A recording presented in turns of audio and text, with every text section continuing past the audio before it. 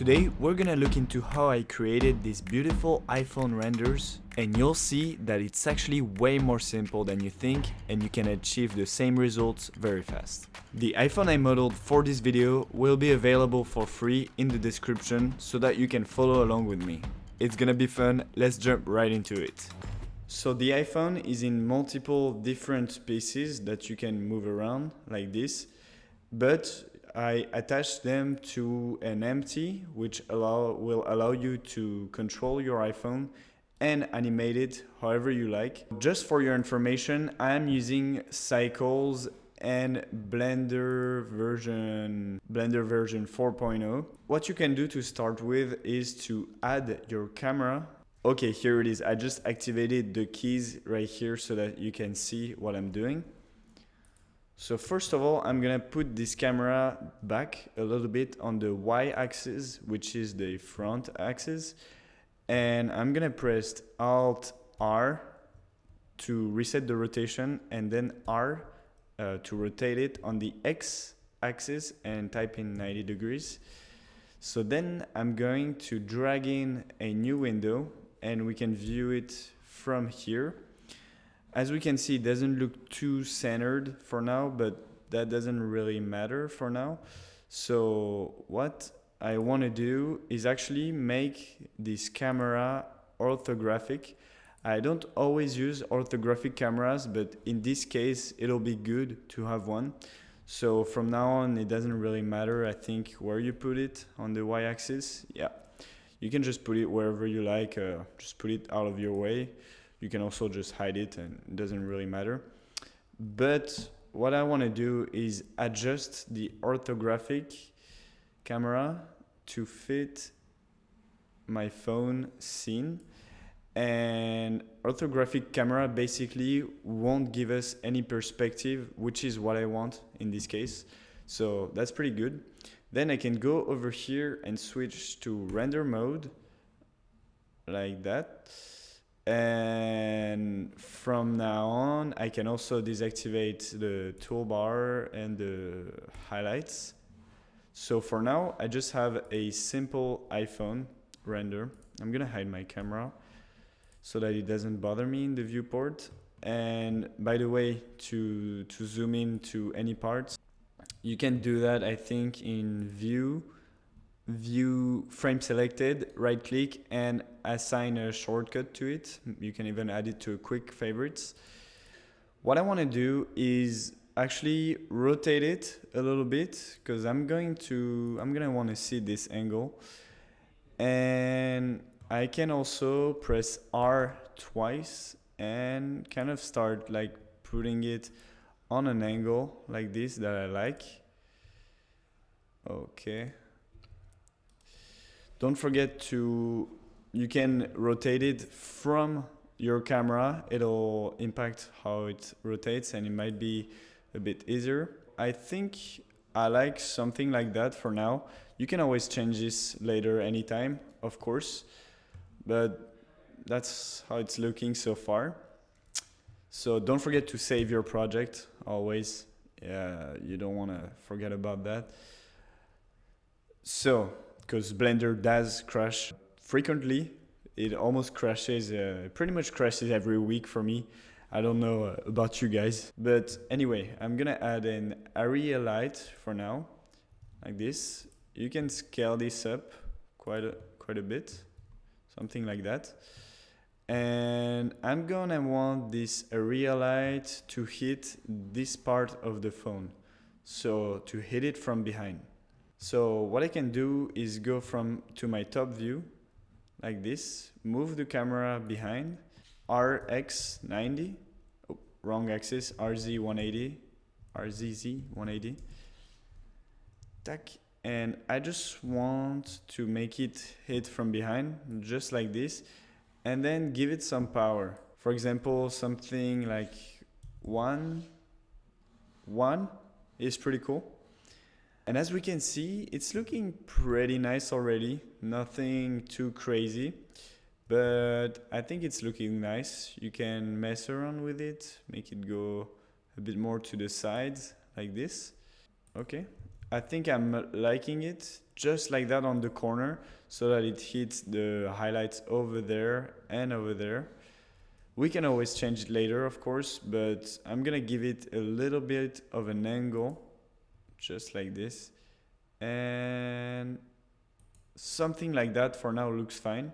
So now I think I'm going to go for maybe a 0.5. Just try to lower it a little bit, like 0.4, 0.2. I just want something very subtle. Something like this looks quite good for me so far. Okay. And lighting, as you can see, is just about messing around with the lights and trying things and just see how it looks. So far, I like it like this. Now I'm gonna select this light and press Shift D to duplicate it. And now, as you can see, we're gonna create some highlights on this side of the phone. I really like this effect. So we can actually go ahead and press S and Z. If you're not on the right axis, you can press Z another time, and then it should be the right one. And as we can see, by hitting it from behind, if you look on the render view, it'll expand that little highlight that we have, and it can even give it a little light like this over here. And I really like this look. We can try to make it go more onto the side and rotate it to hit it more from the side. And I'm thinking that looks pretty good. Yeah, something like this looks very cool. And we're gonna add now another light, maybe lower this light a little bit, put 0.1. I kind of want to do a setup where there's two phones in the render. So what I can do to do that is to select my empty, the phone control, and then right click, select hierarchy, and then I can just go from my top view and press Shift D, and it'll duplicate your whole project. What I can do is press R, Z, twice, and then 180, which didn't create what I wanted at all. Let's try that again, RZ 180. Okay, perfect. I only had to press it once. And now we can have this kind of renders like this with two phones, which I think look very good. I can actually go ahead and make it a little closer like this. I like the look of it like this. We can see that nice phone reflection in this, which is very nice. By the way, you can plug in any wallpaper you want in this. You can use this as a mockup for your website. So now, as we can see, it's not very centered anymore. I can just change that, right click, reactivate the camera, and you can center it, eyeball it a bit more. You can use camera guides if you want to be more precise, which is in composition guides and center, and then you need to activate your highlights. And as we can see, there's a lot of layers right now, but the composition guides are activated. So let's go back to render view, and this is how it's looking like so far. It's pretty good, but now I would like some light to hit the phone right here to make it more visible. So what I can do is, again, I can hide this camera. I can select this one, and we're gonna Shift D, duplicate it, and now we're gonna make it hit the front of the phone, just like that. And it's looking pretty nice, but I want it to be hitting the bottom only. So let's take it to the bottom, and it's starting to look super clean. I really like how there's shadows hitting the phone right here. This is already very photorealistic and it looks great. You could just stop there if you wanted. You've done enough work so far. But for those who want to keep going, I'm gonna show you then how to set up different scenes and animate it. So play around with your lighting, check how it looks over there, maybe make it more to the sides to hit this corner. That can look super cool. Oh yeah, I like that a lot. Okay. Something like this is pretty cool. Maybe scale it on the z-axis. I think I would like some more lights to be hit over there. I can do that by bringing this light more towards here and rotate it towards the phone. And yeah, that's like looking much better to me. Should we try to bring it even more? Let's see. I think that's too much. I like when it's just hitting it like this. So that's looking pretty good so far, and you could already go ahead and animate this. Maybe I would change a few things, like making this light a bit less intense, maybe. 0.05 would be better. Just play around with it. And then what I can do, if I want to do a very simple animation of this already, you can just click on both empties and then press Shift S, cursor to selected. That way you will have your cursor right in the middle of these two. And a very easy way to animate would be to create an empty, Shift A, add a cube, like this, scale it up, right click, adjust empty display size. And then you can select your camera, select the empty, and press Command or Control P and parent the camera to this. And then I can just go at the beginning or go to the end for now, like this. I'm on 50 frames, you can do it however long you like. And we're gonna use this axis. So right click, insert keyframe, or we can do insert single keyframe on the rotation. If you don't have this menu, by the way, you can press N and it'll show up for you like this.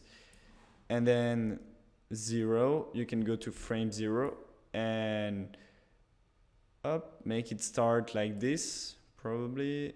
And then insert single keyframe again.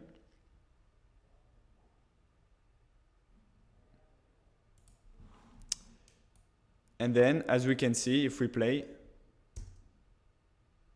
we already have a cool animation. And then it's cool if it lasts for a bit longer at the end. Just like that. It seems a bit brutal the way it stops right now. So if you want to change that really quickly, you can go here, open your graph editor, and then up, you have your only keyframe. That's why I like to insert single keyframes. It's way cleaner in the graph editor. And what you can do here is to first, if your graph editor looks like this or like this, you can just press A to select all and then do the same thing, view, and add frame selected like this. But you can assign a shortcut to make your workflow way faster. I highly encourage shortcuts. They're really good. Wow, great point. So you can select your keyframe up there, select the handle and drag it over there, and it'll be way smoother already. Make it maybe a bit like that. I like it like that. I think the best would be to just make that a little longer. Super clean like that. Maybe you can see better like this. It's super clean. So we can do a test render for now and see how this looks, and I'll get back to you right after it. So this is what it's looking like. This is not a super high resolution render, so as soon as I zoom into it, it'll get blurry. But if you're just doing still renders, feel free to go in there and in the render settings. And I'm in 1080 by 1080 for now, but you can bump this up to 200% if you want, or just render it in a higher resolution format. So now we're gonna create a different setup, and I'll show you how to make a couple of different ones. And to do that, you just have to go right here, and you can just do a full copy of your scene. And now you can access your different scenes from this button right here. If you wish to do another scene, for example, you could reset. These don't have any animations to them. I don't think so. I don't know why there's a keyframes. There's a keyframe, but if you want, you could just select both of these and do Alt R to reset the rotation. And here you already have a different setup. What we could do over here is, this is getting a little messy with all these empties. If you want, you can always just hide anything you want like this. But what we can do is, I can select this one or just this one right here and do RZ180. And actually, yeah, it would be better if we do this. Select it, press G and X, and you can put it right here. And then put this one right here. And here we get another really cool setup. Of course, you'll have to change your lighting if you want to do that. A really easy trick to modify your lighting is to press Shift R and 3D cursor. And now, instead of rotating around itself, it'll rotate around the 3D cursor, and this will allow you to change your 3D renders very quickly. So let's see, do I still want this? Yeah, I think this one is pretty cool. I can make it hit the phone taller. To do that, you press S and ZZ. Make sure you go back to individual median point for that. SZZ, tac. Okay, that's pretty cool. I don't think I want so much light directly on the phone. And also, what? Yeah, you can delete this one. We don't really need it for that one. And I'm noticing that my world lighting is pretty strong. So if you go in here, you can find this node right here, and this is the one that will control the world settings, and I can make it a little lower for this one. If you don't want it to affect the other scene, make sure to duplicate it once, and then you can make it lower. I'm holding down Shift to make it more precise. Like this, that's pretty good to me. And then go back in the viewport and you can try to mess around with this again. I think that looks much better. Something like this. You can mess around with these settings. Now, just to give you another example of what's possible using these very simple lighting tricks, here I did the same thing and just duplicated the phone and put it back to back and just really stick it to each other. I think it's pretty much touching, almost. And what you can do is same thing, mess around with lights, put it off to the side like this, and it'll give you very interesting results like this, which looks super cool. I also added a light at the back, and this is subtle detail, but it'll make the back lens more lit when it's on, as you can see. And then I just animated the Z position on this one lamp, and it'll give you a cool animation like this. So yeah, I don't know why it's not on number 1. I think I already tried to render it. Just like this. You can mess around with this, make it look better than me. If your computer is slow, don't forget to do that. And then you can also mess around with, I'm using 150 samples in the viewport, which is not a lot. Also, it should be pretty fast to render, even though it cycles, since we're working on a very dark background. There's not that much to render.